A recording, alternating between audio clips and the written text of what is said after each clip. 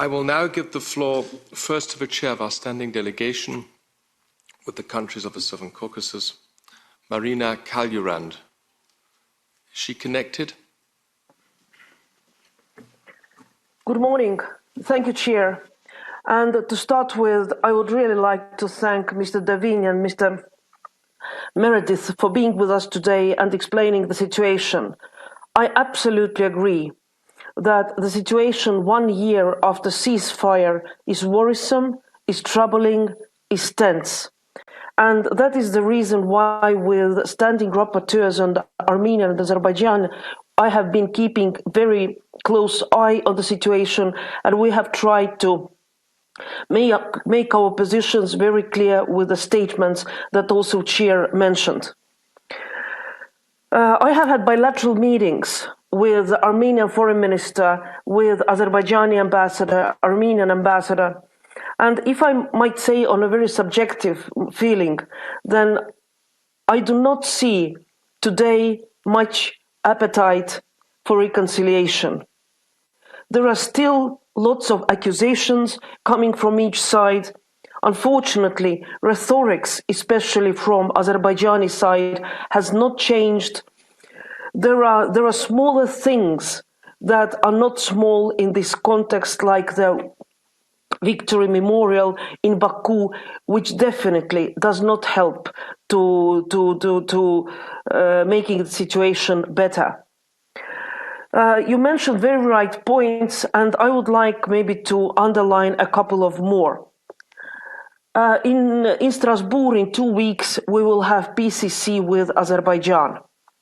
Unfortunately, the normal working routine was disturbed by the COVID pandemic, but in February, I hope to go to Yerevan and finally start meeting people face to face. But now coming to the PCC with Azerbaijan, I see a new trend. Azerbaijan refuses to put on agenda Nagorno-Karabakh. So the question they are trying to show now is the conflict between Armenia, Azerbaijan more widely. And if we look at the recent border incidents on internationally recognized borders of Armenia and Azerbaijan, that trend for me is also worrisome. There are still captives, prisoners of war, other captives, and with the recent clashes, I understand that the number has again grown, with additional 30 plus Armenians being arrested. The question of connections, I do see that there are positive improvements, but at the same time, the location of the connection, I do not want to use the word corridor, creates lots of tensions. Where Armenia wants to return back to the routes that were used before, they're referring to the Soviet time routes. Azerbaijan wants to find the new ones. So here is also one of my questions to the speakers. You mentioned the visits, you mentioned the phone calls, and I do not doubt that there is commitment from the EU side. But what can we do more, and what can we do better? I also agree very much with Mr. Levin that the power is in the hands of those whose troops are on the ground. But that should not be excuse for us, for EU being more engaged. Unfortunately, I haven't seen it much so far. The agreements that have been reached, the exchanges of prisoners that have been reached, ceasefire that has been reached, has all been mediated by Russia. And EU has been kind of sidelined in this process. So my question is, where, how, and what can and we should do better? And my question also to Mr.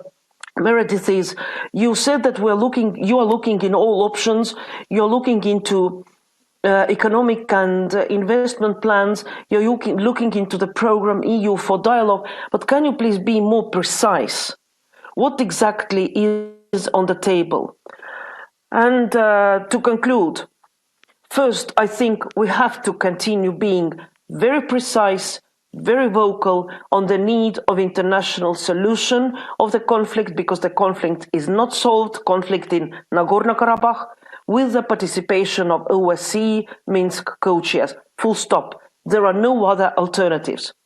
Yes, I recognize the bilateral discussions between two countries, and the demarcation might lead to kind of confidence building between those countries. Marina, can I ask you to conclude? Yes, and so these are two of my main questions, and I'm once again, thank you for being with us at this meeting. Thank you. Thank you very much for your statement and your precise questions.